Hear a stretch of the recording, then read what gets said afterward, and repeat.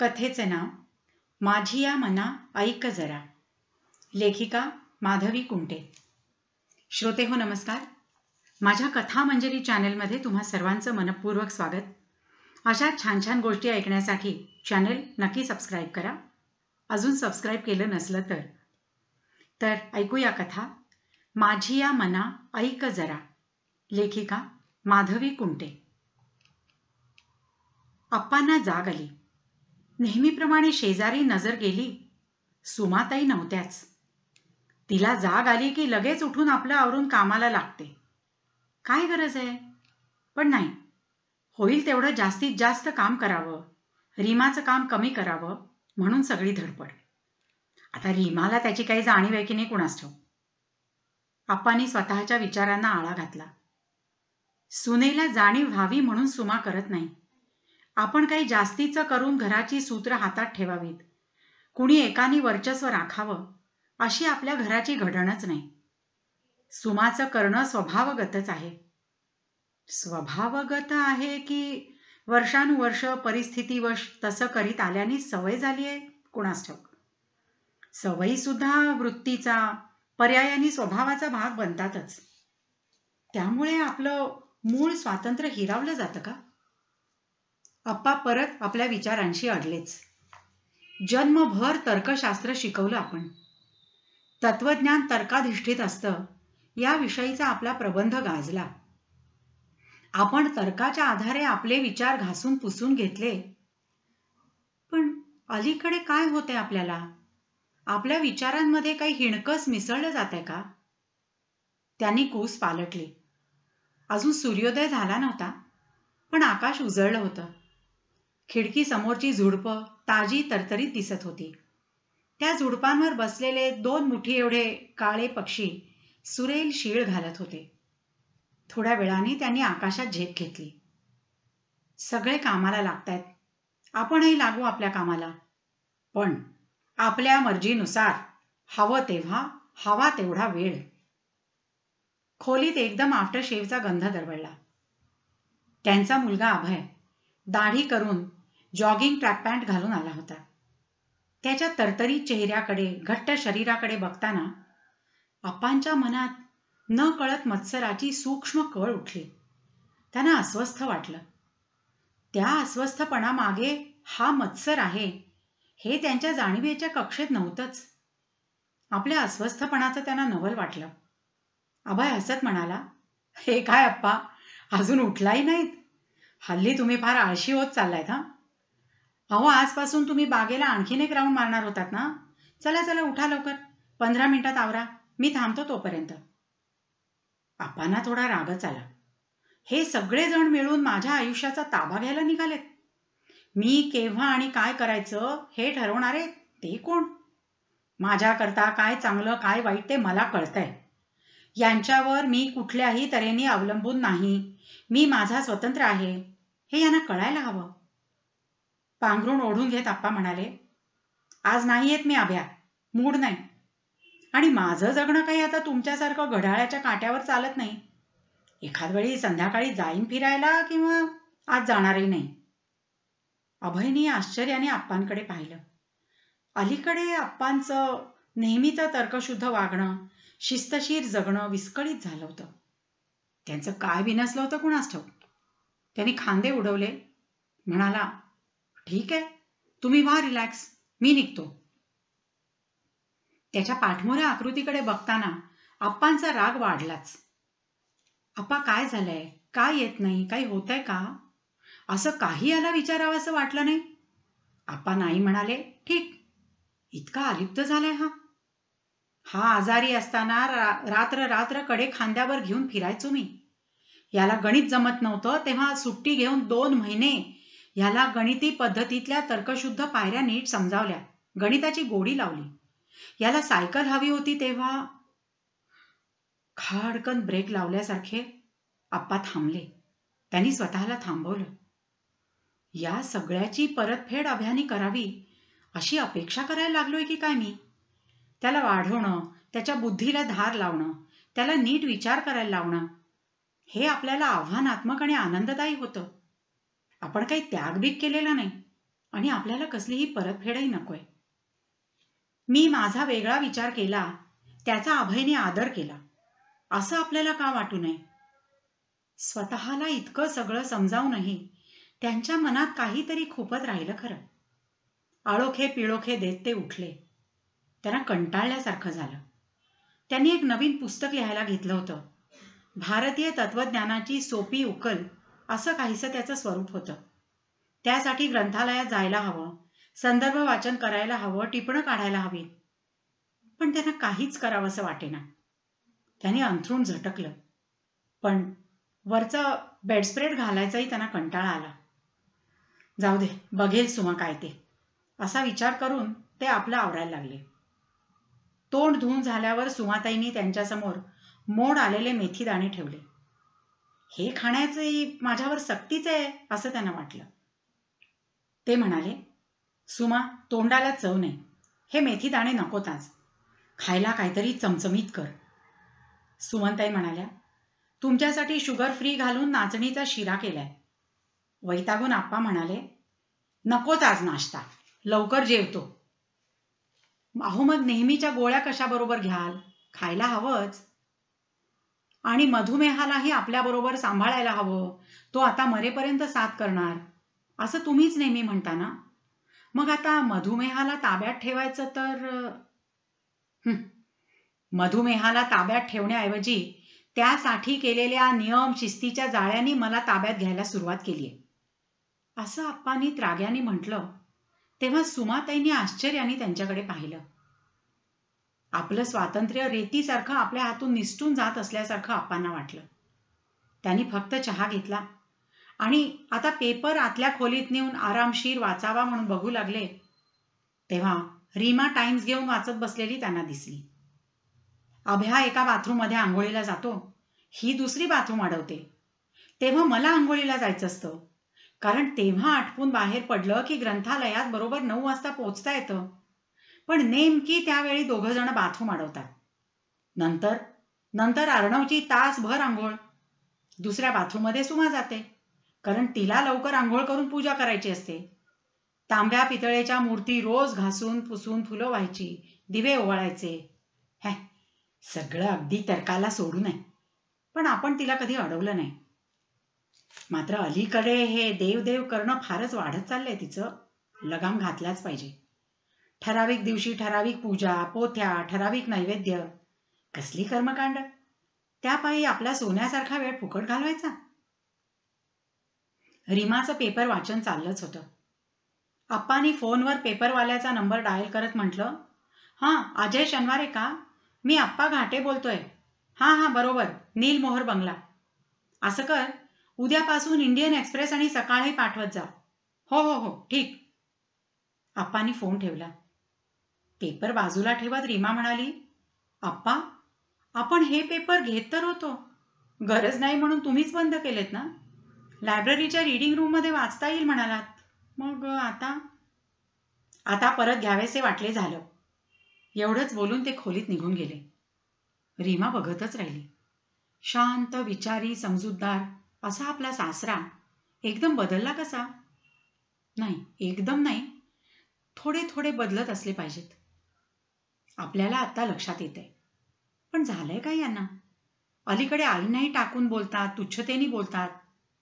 अभयच या बाबतीत काहीतरी करू शकेल. कंटाळल्यासारखी कशीबशी आंघोळ उरकून ते पडून राहिले. सुमाताई आंघोळ करून कसलं तरी स्तोत्र म्हणत खोलीत आल्या. त्यांनी विचारलं, बरं वाटत नाही का? मी ठीक आहे, तू आवर तुझे पूजापाठ, असं म्हणून उठून ते हॉलमध्ये गेले आणि टीव्ही लावून बसले. अलीकडे त्यांना फक्त दुपारीच टीव्ही बघायला मिळायचा. संध्याकाळपासून रात्रीपर्यंत कुणाकुणाला काय काय बघायचं असायचं. अभयनी त्यांच्यासाठी उत्तमोत्तम हिंदी इंग्रजी चित्रपटांच्या DVDs आणल्या होत्या. संध्याकाळी त्यांना वाटायचं आपण ते चित्रपट बघावे. हल्ली अभय अर्णव बरोबर क्रिकेटची मॅच सुद्धा बघणं नकोसं वाटतं. संध्याकाळी आपण आपले एकटे स्वतंत्र असंच असावंसं वाटतं. पण बंगल्याबाहेर, बागेत, गच्चीत कुठेच चैन पडत नाही. आपलं वागणं विस्कटूनच गेलंय. आपली माणसं आपल्याला वापरून घेतायत, आपलं आयुष्य ताब्यात घ्यायला बघतायत. आपला गळा आवळला जातोय असं अलीकडे त्यांना सतत जाणवतं. हे सगळं विचित्र आहे. आपले विचार भरकटतायत असंही जाणवतं. त्यांचं स्वास्थ्य संपलंय. दुपारी चहा झाल्यावर एकाएकी त्यांना काय वाटलं कुणास ठाऊक, एका उर्मीने ते टीव्हीच्या शोरूम मध्ये गेले. एक मध्यम आकाराचा टीव्ही घेतला आणि तिथल्याच इलेक्ट्रिशियनला तो आपल्या बेडरूम मध्ये फिट करून द्यायला सांगितलं. संध्याकाळी इलेक्ट्रिशियन आणि शोरूमचा माणूस टीव्ही घेऊन आले तेव्हा सगळेच आश्चर्यचकित झाले. अभय रीमा नुकतेच घरी आले होते. अर्णव अजून क्लासमधून यायचा होता. सुमाताई भजनी मंडळाच्या सराव बैठकीला जाण्यासाठी तयार झाल्या होत्या आणि अचानक हा टीव्ही फिटिंग करून द्यायला माणसं त्यांच्या खोलीत शिरली. अभय रीमाही बघायला आले. सुमाताई कशाबशा म्हणाल्या, अहो अहो हे असं अचानक नवीन टीव्हीचं काय म्हणजे. आप्पा म्हणाले, अभ्यानी डीव्हीडी आणून दिले आहेत, त्या पाहायला होत नाही. सकाळी माझं वाचन संदर्भ काढणं चालतं, दुपारी झोप झाली, संध्याकाळी थोडं फिरणं, कम्प्युटरवर बुद्धिबळ खेळणं झालं की मी मोकळा होतो. तेव्हा तुमचे काही काही कार्यक्रम टीव्हीवर सुरू असतात, म्हणून म्हटलं हा एक वेगळा टीव्हीच घेऊन टाकावा. कसा आहे. सुमनताईंनी अभयकडे बघितलं. तो म्हणाला, चांगला आहे आप्पा. अहो पण मला म्हटलं असतं तर मी दिला असता ना आणून. आप्पा म्हणाले, अरे तू घेतला काय आणि मी घेतला काय, एकच. वस्तू हवी होती, घरात आली, झालं. रीमा काही बोलली नाही. सकाळचं पेपर प्रकरण तिला आठवलं. आप्पांच्या मनात काय चाललंय तिला कळेना.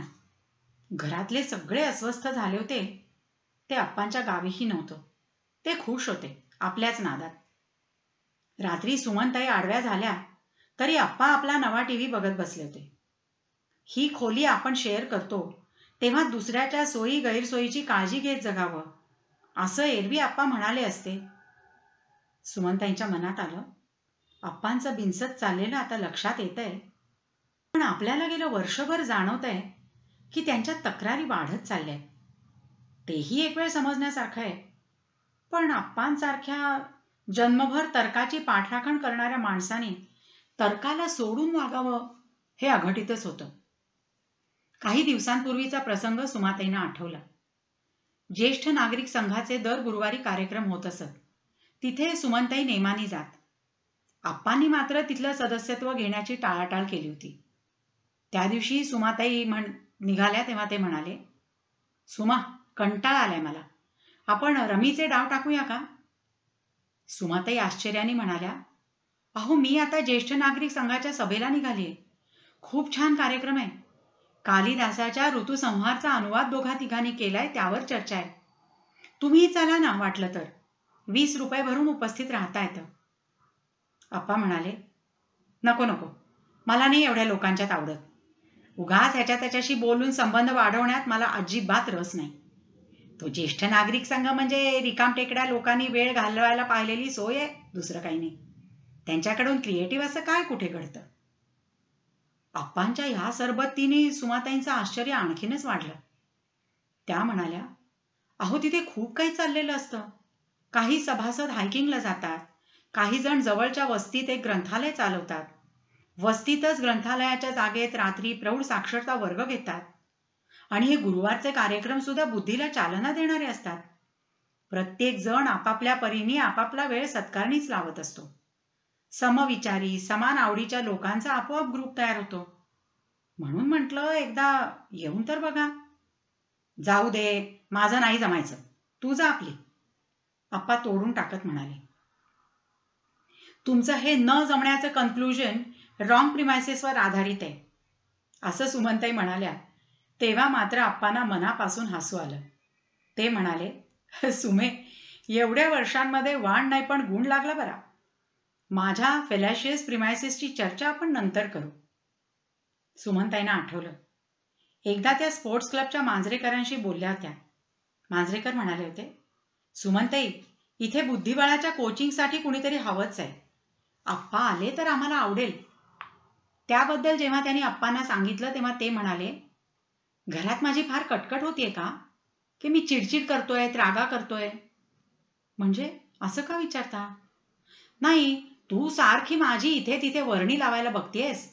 सुट्टीत नाही का मुलांनी कटकट करू नये म्हणून आपण त्यांना कुठेतरी गुंतवतो, तसं चाललंय तुझं. या तिरकस अतार्किक बोलण्यावर काही प्रत्युत्तर न करणं शहाणपणाचं वाटून सुमनताई गप्प राहिल्या. आता अलीकडे खाण्यापिण्यावरून, औषधावरून त्यांची कुरकुर होत होती.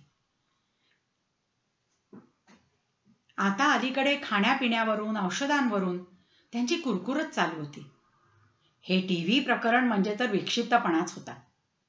आप्पांच्या मते तो तर्कशुद्ध पर्याय होता, पण तो पर्याय म्हणजे एक प्रकारे कुटुंबातून स्वतःचं वेगळेपण प्रस्थापित करणारा होता. सुमनताई अस्वस्थपणे कूस पालटत राहिल्या. मागचं सगळं आवरून रीमा बाहेर आली तेव्हा अभय टीव्हीवर चॅनेल बदलत बसला होता. तिला थोडं हसू आलं. त्रासदायक विचार डोक्यात फिरत असले की असं उगीच चॅनेल बदलत बसायचं. अशाने ते विचार कुठे संपतात का? तात्पुरते स्थगित होतात. आप्पा त्याला सांगायचे, अभ्या, सगळ्यांसमोर बोल, म्हणजे चर्चा होईल, कोंडी सुटायला मदत होईल, नवीन पर्याय समोर येतील, निदान पक्षी मन थोडं हलकं होईल. अभयला असं सगळं सांगणारे सवरणारे आप्पा स्वतः काय करत होते? ती आपल्या बेडरूममध्ये जाऊन चादर नीटनेटकी करू लागली. अर्णव केव्हाच त्याच्या खोलीत जाऊन झोपला होता. खरं तर रात्री तो आणि आप्पा मिळून गणितातली कोडी सोडवायचे. अलीकडे ते सगळं बंदच झालं होतं. रीमा कपडे बदलून आली तोपर्यंत अभय येऊन बिछाण्यावर आडवा झाला होता. माने मागे हात टाकून वर फिरणाऱ्या पंख्याकडे बघत होता. काय झालं अभय? एवढा कसला विचार करतोयस? आप्पांचा विचार करतोय. त्यांच्या आत काहीतरी धुमसतंय, पण ते बोलत नाहीये. मी आपलं वागणं पुन्हा पुन्हा तपासून बघितलं रीमा, पण आपण कुठे चुकतोय असं नाही वाटत मला. आप्पांचं हे असं स्वतःला वेगळं ओढून काढणं म्हणजे आपल्या अशा वागण्याने इतर सगळे दुखावले जात आहेत हे कळत नाही का त्यांना? आप्पांना डिप्रेशन तर नाही ना आलं? तसं असेल तर वेळेवरच उपचार करायला हवेत. रीमा म्हणाली, नाही, मला नाही वाटत आप्पांना डिप्रेशन आहे. त्यांच्या या वागण्याची संगती लावता येत नाही अभय, पण काही एका विचारांच्या साखळीवर त्यांचं हे वागणं चाललंय. तुला आतापर्यंत बोलले नव्हते, आता विषय निघालाच आहे म्हणून सांगते. मागे एकदा अर्णवच्या शाळेचं ओपन हाऊस होतं. मला रजा घ्यावी लागली असती. मी सहजच आप्पांना म्हटलं, आप्पा तुम्ही जाल का? माझी अर्ध्या दिवसाची रजा वाचेल आणि तुमची आणि अर्णवच्या सरांची छानच वेवलेंथ जुळते. रीमा, माधव साने माझा विद्यार्थी होता. माझ्या विचारांच्या मुशीतच घडला, पण त्याला कदाचित माझं दडपण वाटेल. मी जाणं योग्य नाही. शिवाय माझं संदर्भ वाचन मला पूर्ण करायचं आहे, ग्रंथालयाची पुस्तकं परत करायची आहेत. अभय, खरंच सांगते, आप्पांची ही सगळी कारणं मला तकलादू वाटली. आपण काही सांगितलं की त्यांना आवडत नाही असं माझ्या लक्षात आलंय. आपण विनंतीवजाच बोलतो, त्यांच्या वयाचा मान राखूनही बोलतो, पण त्यांना नाही चालत. दुसरीकडे असं वाटतं की आपल्या रोजच्या जगण्यातून त्यांना साफ वगळून तरी कसं टाकायचं. बरं, हे त्यांनी त्यांच्यापुरतं मर्यादित नाही ठेवलेलं. ते आपल्याबरोबर आईंनाही त्या निर्णयात गुंतवत असतात. म्हणजे आता त्या दिवशीच सांगते. अर्णवच्या शाळेत ओपन हाऊसला जायचं नाही असं त्यांनी ठरवलं तेव्हा आई म्हणाल्या, अगं रीमा, मी जाईन ना, तुझी सुट्टी उगीच कशाला वाया घालवतेस? अरू आजारी पडला की त्याला तूच लागतेस. आणखीही काही कारणांनी सुट्ट्या होतात, तेव्हा ही सुट्टी वाचवून ठेव. मी म्हटलं, आई पण तुमचं भजनी मंडळ आहे ना आज? तेव्हा त्या म्हणाल्या, नाही, एक दिवस गेले तर काही आभाळ कोसळत नाही, मी आरूच्या शाळेत जाईन. त्यांनी असं आश्वासन दिल्यावर मी सुटकेचा निश्वास टाकणार तेवढ्यात आप्पा म्हणाले, सुमा, आपलं नेहमीचं कामकाज कशाला सोडायचं? आरूची प्रगती, त्याच्या आयुष्याला पूरक असे छंद, अभ्यासक्रम, हे सगळं रीमा अभयनीच बघायला हवं. आपण काय आज आहोत उद्या नाही. रीमा अभयची जबाबदारी त्यांनीच निभावायला हवी. असं कसं म्हणता हो? आरू आपला कुणीच नाही का? त्याच्या बाबतीत आपली काहीच जबाबदारी नाही. आपण नसू तेव्हा काय व्हायचं ते होईल, पण आहोत तोपर्यंत कुटुंबात एकमेकांच्या सोयी सवडी नकोत का बघायला? असं आई म्हणाल्या. त्यावर आप्पा म्हणाले, तसं नाही सुमा, आपल्या कुटुंबात सगळे स्वावलंबी हवेत. आई आप्पा आहेत, करतीलच, अशी बेफिकिरी काय कामाची? आता त्यांचा वाद वाढणार अशी चिन्ह दिसायला लागल्यावर मी म्हटलं, आई, आप्पा म्हणतात ते बरोबर आहे. आम्ही नकळत का होईना तुम्हाला गृहीत धरतो हे बरोबर नाही. मी हाफ डे घेऊन परस्पर अर्णवच्या शाळेत जाईन. माझी त्याच्या क्लास टीचरशी इंटरॅक्शन होणं गरजेचं आहे. यावर आप्पांनी पसंतीची मान डोलावली, पण आईंना काही आवडलं नाही. मात्र नेहमीप्रमाणे त्यांनी आप्पांपुढे पडतं घेतलं. अभयनी बेचैनपणे मान हलवली. तो म्हणाला, कुटुंबातून आपले धागे ओढून काढून असं वेगळं जगणं म्हणजे आप्पांच्या शब्दातच त्यांची गृहीतकं चुकतायत. त्यामुळे येणारे निष्कर्ष चुकतायत. त्या चुकीच्या विचारांवर आप्पांचं पुढचं जगणं सुरू झालंय. त्यांचं त्यांनाच हे कळेल तेव्हा खरं. असे कितीतरी बारीक सारीक प्रसंग आठवत राहिले. आप्पांना डाळिंबी उसळ मनापासून आवडते. त्या दिवशी रात्री आपण केली तेव्हा रात्री उसळी पचत नाहीत म्हणाले. पालेभाजी करायला लावली आणि आठवड्यानेच खऱ्यांच्या मुलाच्या लग्नात संध्याकाळी रिसेप्शन नंतरच्या जेवणात डाळिंबी उसळ होती ती चापून खाल्ली. आपल्या लग्नानंतरची 9 वर्ष छान होतं सगळं. मस्त गप्पा व्हायच्या. एखाद्या मित्रासारखा त्यांच्याशी वाद घालता यायचा. आपण सगळे एकमेकांच्या हातात हात घालून चाललो होतो. सगळे एकत्र होतो. एकमेकांचा मूड सांभाळत होतो. पण आता काय झालंय? सगळं विस्कटायला लागलंय. सकाळी उठता उठता तो रीमाला म्हणाला, आता आपण सगळे यापुढे आप्पांच्या तंत्राने घेऊ. जशी वेळ येईल तशी साजरी करायची. पण आता त्यांच्या वागण्याचं फार टेन्शन नाही घ्यायचं. रीमाने हो म्हटलं.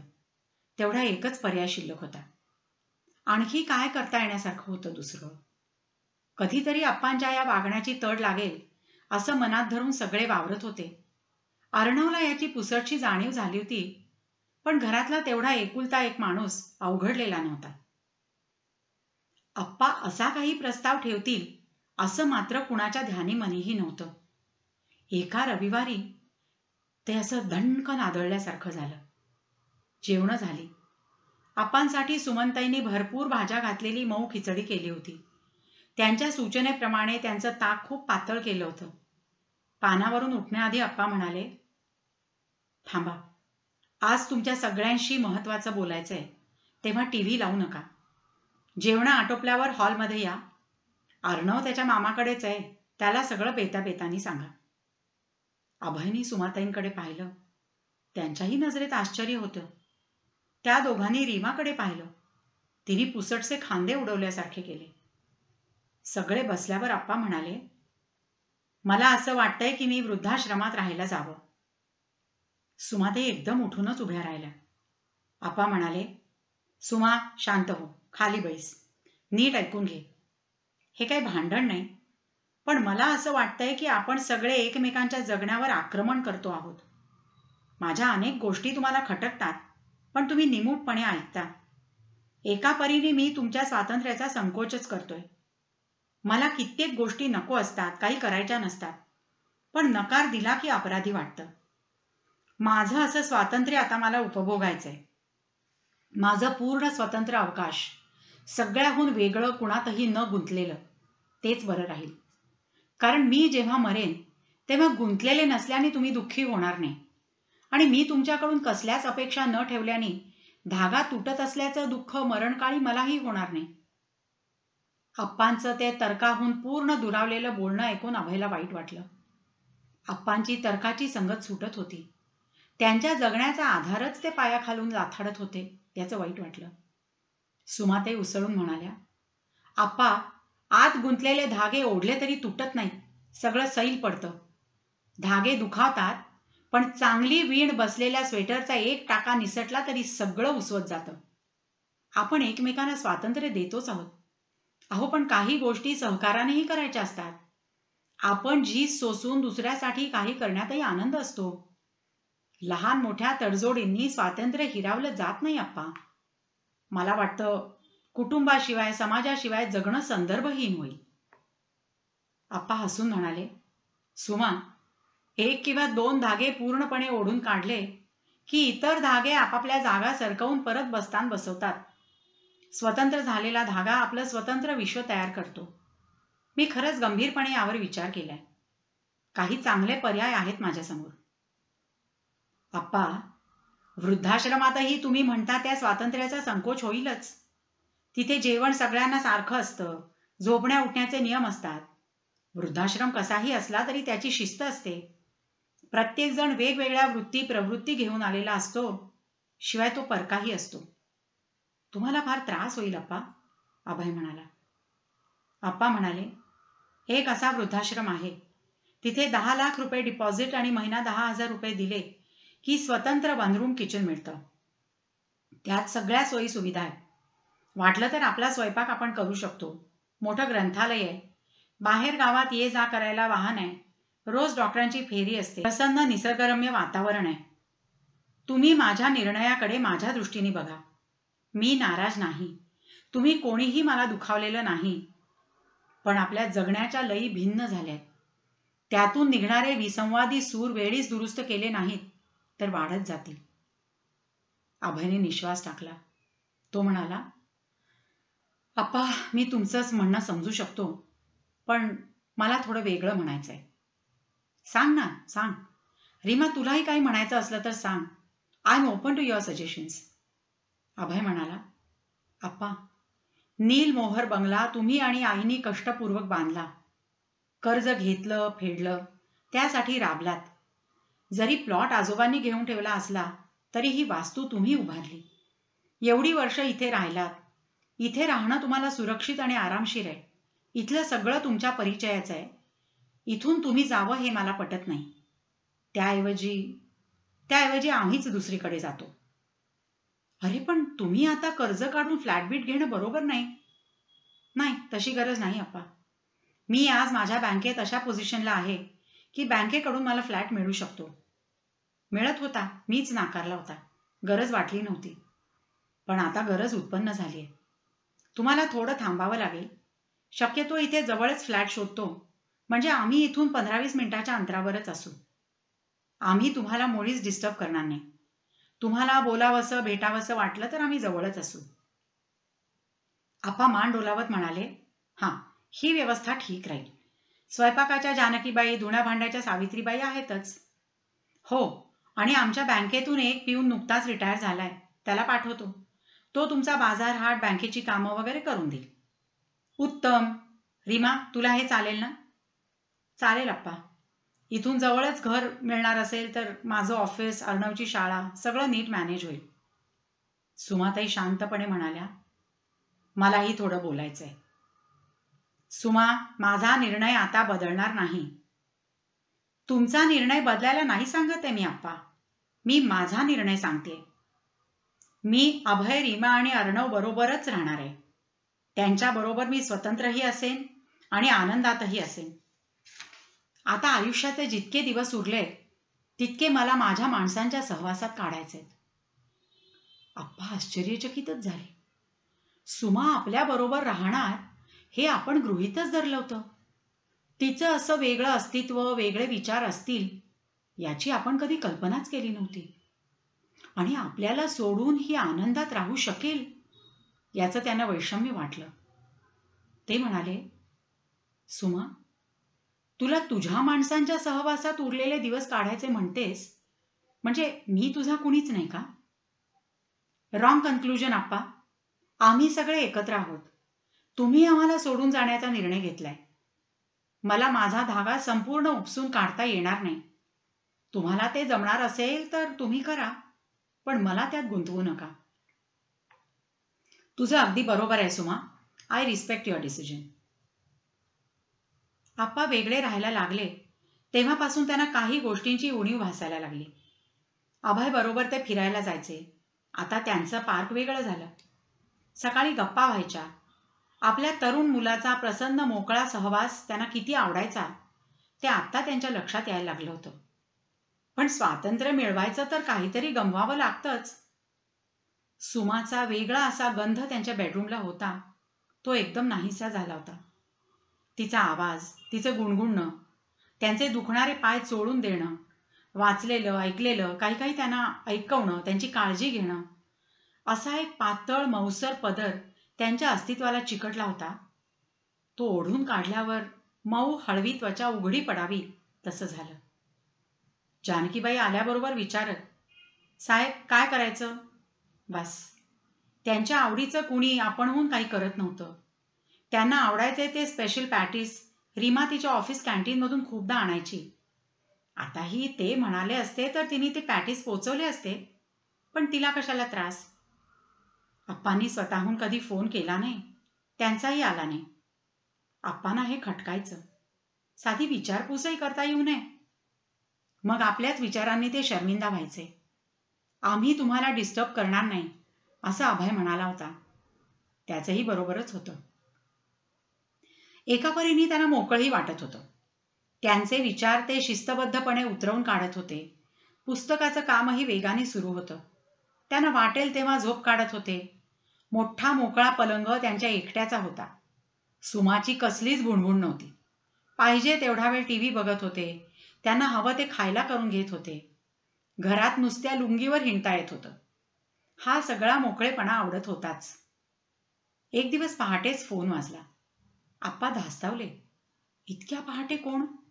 काही विपरीत तर घडलं नाही ना? त्यांनी घाबरतच फोन उचलला. फोनवर सुमाताई होत्या. हॅलो आप्पा, असे त्यांचे नुसते शब्द ऐकताच आप्पांच्या आत आनंद उसळला. सुमनताई म्हणाल्या, many happy returns of the day आप्पा. आज आपल्या लग्नाचा 42वा वाढदिवस. आता असे किती वाढदिवस येतील कुणास ठाऊक. असं का बोलतेस सुमा? ये ना इकडे. नाही आप्पा, परत धागे गुंतवायचे नाहीत असं ठरलंय. एकदा भेटलो की पुन्हा भेटावंसं वाटेल. काही अपेक्षा मनात उगवतील. पुन्हा स्वातंत्र्याचा संकोच होईल. तुम्ही आनंदात आहात ना? औंढा गिळत आप्पा म्हणाले, तू मजेत आहेस ना? माझं ठीक चाललंय आप्पा. मन फार उनाट असतं हो, पण त्याला लगाम घालायची आम्हा बायकांना सवयच असते. आता जगन येईल. त्याच्या हाती रीमा तुमचे आवडते पॅटीस पाठवणार आहे. आणि अभयने मोबाईल घेतलाय तुमच्यासाठी. जवळ बाळगत जा असं आप्पांना सांग म्हणाला. रीमा अभय दोघांना थँक्स सांग. त्यांच्याने पुढे बोलवे ना. त्यांनी मनाशी म्हटलं, ठीक आहे, त्यांना आठवण आहे आपली, खूप झालं. सुमाताई म्हणाल्या, ठेवते हो फोन. अर्णवसाठी आज शंकरपाळे करायचे. किती लहान लहान गोष्टी. त्यांच्यामुळे जगणं एवढं आनंदाचं होतं का? असं आप्पांच्या मनात आलं. मग त्यांनी मान हलवत स्वतःशीच म्हटलं, इतरांहून वेगळ्या अशा मीचा शोध मला महत्वाचा वाटतो. पण हे वेगळेपण आपल्याला खरंच आवडतंय का? मी म्हणून अगदी स्वतंत्र असा कुणी असतो का? अध्यात्म तर हे अजिबात मानत नाही.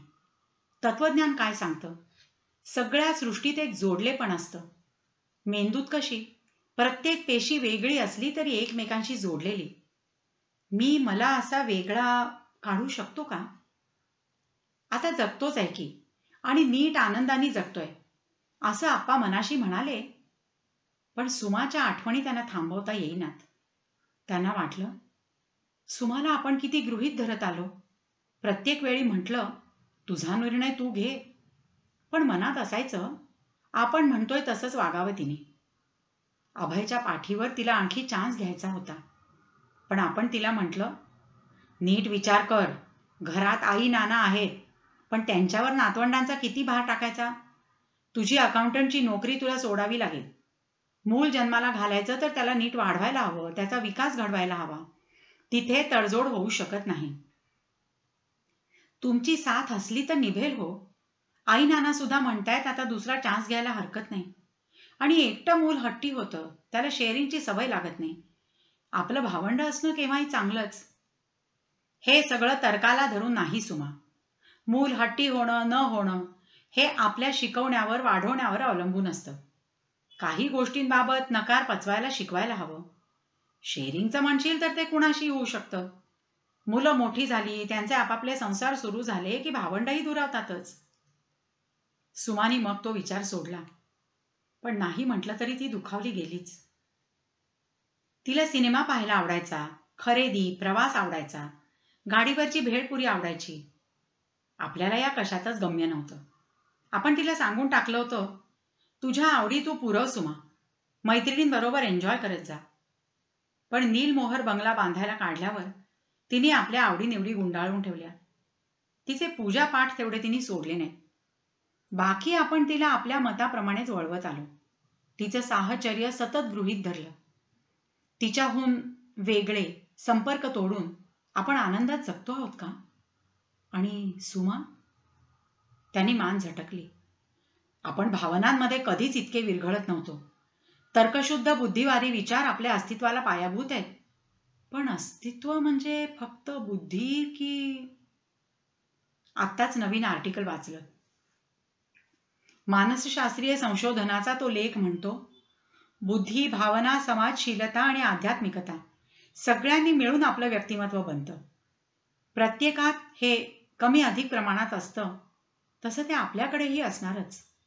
मग आपल्या व्यक्तिमत्वाचे हे इतर पैलू आपण दडपले का? आपण एक प्रकारे आपल्या कुटुंबियांना घराबाहेरच काढलं. तो बुद्धीचा अहंकार होता का? मी आजपर्यंत या घराचा करता धरता होतो, आताही करता धरताच आहे. हे मान्य नसेल तर तुम्ही वेगळे जगा, माझा मी स्वतंत्र जगेन, असं काही? आपल्या तर्कशुद्ध विचारांमध्ये ही तर्कदुष्टता शिरली तरी केव्हा? आतापर्यंत आप्पा आपल्या निर्णयांबाबत कधीही साशंक नसत. यावेळी मात्र ते गोंधळलेले होते. कसली तरी तटबंदी आतून कोसळत होती. आठवणी त्यांना न जुमानता येतच होत्या. त्यांना आठवलं, आपल्याला मागे एकदा सायटिकाचा त्रास झाला होता. नंतरही पाय दुखायचे. तेव्हा अभय पाय चोळून द्यायचा. त्याच्या दमदार स्पर्शाने दुखावलेल्या नसा मोकळ्या व्हायच्या. किती दाब द्यायचा याचं त्याला अचूक भान होतं. सुरुवातीला आपण अभयला म्हटलं, नको रे अभय, अशी कुणाकडून सेवा करून घ्यायला कसंसच वाटतं. आणि हे असं चोळून चेपून घेण्याची सवयच लागेल एखाद वेळी. अभय हसत म्हणाला होता, मग करून घेत जा ना रोज. हे इतकंसच करताना मला काही त्रास होतोय असं वाटतं का तुम्हाला?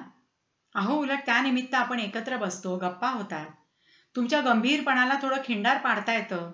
आणि कधी कधी तुम्ही माझ्या विनोदाला चांगलं खदखदून हसता बरं का आप्पा. ते ठीक आहे रे, पण मला कळतंय आप्पा, तुम्हाला कुणाचे उपकार नको असतात. घडणाऱ्या गोष्टींना ठराविक क्रम असतो. कॉज इफेक्ट शृंखला असते.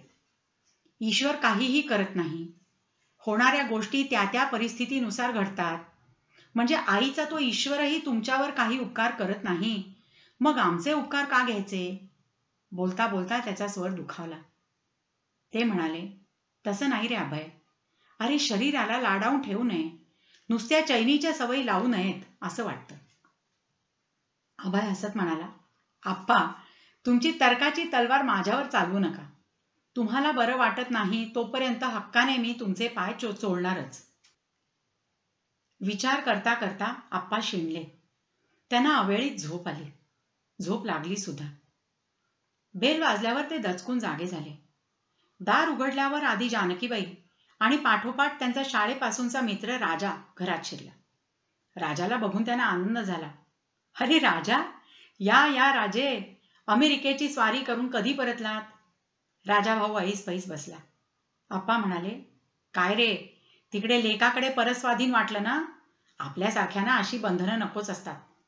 छे, तसं काहीच नाही रे आप्पा, माझं मस्त मजेत चाललंय. मी तिकडे गाडी चालवायला शिकलो. घरात थोडं काम, बागकाम, हिंडणं फिरणं, वेळ झकास जातो. तिथे वाईन मस्त मिळते रे, तुझ्यासाठी आणली आहे. मी तिथे स्थानिक पेपरमध्ये लिहितो, नातवंडांबरोबर रमतो. प्रश्न आपल्या परसेप्शनचा असतो. ते सोड, मी कालच येणार होतो, पण म्हटलं आज यावं. तुमच्या लग्नाचा वाढदिवस, शुभेच्छा द्याव्यात. आप्पा म्हणाले, किती दिवस इथे लेकीकडे मुक्काम आहे? हिवाळा संपेपर्यंत. राजा म्हणाला, तिकडे थंडी फार असते बाबा, आणि आपल्याला दिवसेंदिवस घरात पुरून घ्यायला आवडत नाही. आप्पा म्हणाले, मग येत जा ना रोज बुद्धिबळाचा डाव टाकायला. अरे बाबा, इथे लेकीच्या म्हणजे सुचित्राच्या पोरांनी माझा ताबा घेतलाय. काय काय बेत आखले. आम्ही सगळे 8 दिवस केरळला जाणार आहोत. शिवाय इथे मित्रमैत्रिणी कमी आहेत का? सुमाला पण मी म्हटलंय, एक दिवस आपण मस्त पिक्चर बघू, बाहेर जेऊ. तुझा नवरा तपश्चर्येला बसलाय, तोपर्यंत तुझ्याबरोबर हिंडून फिरून घेतो. आपल्या SSCच्या बॅचचे कितीतरी जण भेटतायत. ईमेलवर तसं चालूच असतं रे, पण प्रत्यक्ष भेटणं वेगळं. अखेर राजा जायला उठला. त्याचं ते धबधबा कोसळल्यासारखं बोलणं, विनोद, टाळ्या, वाईनची बाटली देणं, गडबड एकदम बंद झालं. आप्पांचं मन झाकोळल्यासारखं झालं. काही करू नये, अंघोळ दाढी पण नको, स्वस्थ पडून राहावं, असं वाटलं. दुपारी केव्हाशी बेल वाजल्यावर त्यांना वाटलं जानकीबाई आल्या. थोड्या मरगळलेल्या अवस्थेतच त्यांनी दार उघडलं. समोर अर्णवला पाहून त्यांची झोप एकदम उडाली.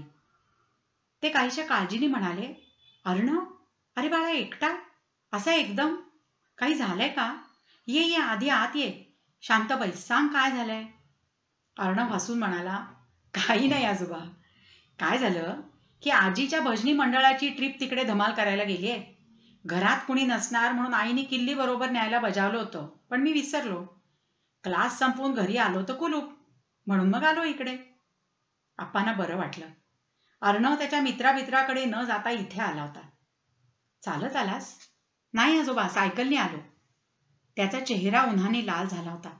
डोळे चकाकत होते, चेहऱ्यावर हसू होतं. त्यांना एकदम अर्णवला पोटाशी धरावंसं वाटलं. आतून उसळून आलेल्या भावनेने त्यांचे डोळे पाणावले. अर्णव म्हणाला, आजोबा, सॉलिड भूक लागली आहे. मी तुझ्या आवडीचं सँडविच करतो. डब्यातली पोळी भाजी खाल्लीयस ना? हो आजोबा, पण आता जाम भूक लागली. एकदम यम्मी सँडविच करा हं. आप्पा लगबगीने आत गेले. त्यांच्या मागोमाग स्वयंपाकघरात येत अर्णव म्हणाला, आजोबा, मी काकडी सोलू? तिथे डायनिंग टेबलवर बसून काकडी सोलत तो आप्पांना शाळेतलं इकडचं तिकडचं सांगायला लागला. नव्या सरांचे बारीक कापलेले केस थोडे वाढले की कसे ताठ उभे राहतात, त्याचं वर्णन ऐकून आप्पांना हसू येऊ लागलं. दोघांनी बाहेर टीव्हीवर क्रिकेट बघत सँडविचेस खाल्ली. मग तो म्हणाला, आजोबा, तुम्ही बुद्धिबळ खेळायला शिकवणार होता ते तसंच राहिलं. केव्हा संपणार आहे तुमचं काम? अरे त्यात काय, तुला असा वेळ मिळाला की यायचं आणि माझ्याशी खेळायचं, की मग खेळता खेळता जमायला लागतं. आजोबा, एक रायडर सुटत नाहीये. असं कसं झालं? आण इकडे, बघू आपण. अर्णव जायला निघाला तेव्हा आप्पा म्हणाले, येत जा रे असाच. इथे कोपऱ्यावर डोसा एटसेट्रा म्हणून नवीन हॉटेल उघडलंय. तिकडे यम्मी, तोंडाला पाणी सुटणारे पदार्थ मिळतात. तू आलास की जाऊ आपण. येस आजोबा, म्हणून त्यांनी मजेत टाळ्या वाजवल्या. मग दप्तर खांद्यावर टाकून तो सायकलवर बसला आणि भुरकन गेला सुद्धा. आप्पांच्या मनावर आनंदाचा प्रसन्न शिडकावा झाला होता. खुशीने गुणगुणत ते आपल्या आराम खुर्चीवर बसले. त्यांचे विचार सुरू झाले. जगण्यातला खरा अर्थ कोणता असतो? जगण्यात मजा केव्हा वाटते? सगळं आपल्याला हवं तसं आपल्या मर्जीनुसार मिळतं तेव्हा? की दुसऱ्याला हवं ते देऊन त्याच्या आनंदाच्या केवळ दर्शनाने आपल्या मनात आनंद फुलत येतो तेव्हा? सगळं आपल्या मनासारखं होतं तेव्हा बरं वाटतं, पण दुसऱ्याचा विचार करत आपण लहान लहान गोष्टी करतो आणि तो खुश होतो तेव्हाही बरं वाटतं. जरा जास्तच बरं वाटतं का? त्यांना वाटलं, तर्कशुद्ध विचार हा आपल्या जगण्याचा पाया आहे. पण आपल्या कुटुंबियांनी त्या रोखठोक जगण्याला आपल्या नकळत प्रेमाचं, आपुलकीचं मऊ अस्तर लावलं. ते सगळं आपल्या लक्षातही आलं नाही. नकळत आपण ते सारं गृहीत धरलं. अर्णव मग अधूनमधून यायला लागला. आप्पाही कारणं शोधून त्याला बोलवत राहिले. एक दिवस शाळा सुटल्यावर अर्णव यायचा होता. ते त्याची वाट बघत होते. जानकीबाईंना सांगून इडल्या करून घेतल्या होत्या, पण तिन्ही सांजा ढळल्या तरी तो आला नाही. आप्पांच्या जीवाची फार घालमेल व्हायला लागली. मनात नाही नाही त्या शंका येऊ लागल्या. अखेर त्यांनी फोन उचलला आणि अभयच्या घरचा फोन डायल केला. रीमाने फोन उचलला. हॅलो हॅलो रीमा, मी आप्पा बोलतोय. आप्पा, काही होत नाहीये ना? ठीक आहात ना? अभयला पाठवू का? मला काय धाड भरली आहे? माझ्याकरता एवढं घाबरायला नकोय. अर्णव यायचा होता, तो का आला नाही? यायचा होता का? नाही, काही बोलला नाही. त्याला ताप आहे थोडा, काळजी करू नका. आप्पा, साधा फ्लूच आहे. डॉक्टर येऊन गेलेत. आप्पांनी फोन ठेवला, कपडे बदलले, दाराला कुलूप लावलं आणि ते निघाले. आप्पांना दारात बघून सुमाताई आश्चर्यचकित झाल्या. आप्पा, तुम्ही म्हणजे? त्यांना वाक्य पुरं करता येईना. अरे पोराला बरं नाही आणि मला साधे कळवायचे कष्ट घेता आले नाही तुम्हाला? ते थोड्या रागाने, थोड्या खेदाने म्हणाले. सुमाताई बाजूला झाल्या. स्वतःला झालेला आनंद त्यांना लपवता येईना, पण आप्पांचं त्यांच्याकडे लक्षच नव्हतं. ते सरळ आत गेले, अर्णवच्या खोलीत गेले. मग बुद्धिबळ, इंटरनेटवर वाचलेली माहिती, जोक्स, असं आजोबा नातवाचं काय काय चालू झालं. अभय, रीमा, सुमाताई अधूनमधून डोकावून जात होत्या. आप्पा आणि अर्णवचं त्यांच्याकडे लक्षही नव्हतं. बाहेर हॉलमध्ये बसलेल्या अभयला सुमाताई अधीरपणे म्हणाल्या, येतील का रे ते इकडे राहायला? अभय हसून म्हणाला, आई, आपली गृहीतच चुकली. निष्कर्ष चुकला तर गृहीत सुधारून घेतील इतके त्यांचे विचार स्वच्छ आहेत. रीमा म्हणाली, मला नाही वाटत आप्पा इकडे राहायला येतील. म्हणजे? सुमाताईंनी अस्वस्थपणे विचारलं. रीमा म्हणाली, आई, ते आपल्या सगळ्यांना म्हणतील आपल्या घरी या आता राहायला. बँकेच्या घरात राहणं पुष्कळ झालं. ही दिवाळी नीलमोहरमध्ये होते की नाही बघा. सुमाताईंनी डोळे पुसले. आतला आजोबा नातवांचा संवाद त्या कान देऊन ऐकू लागल्या.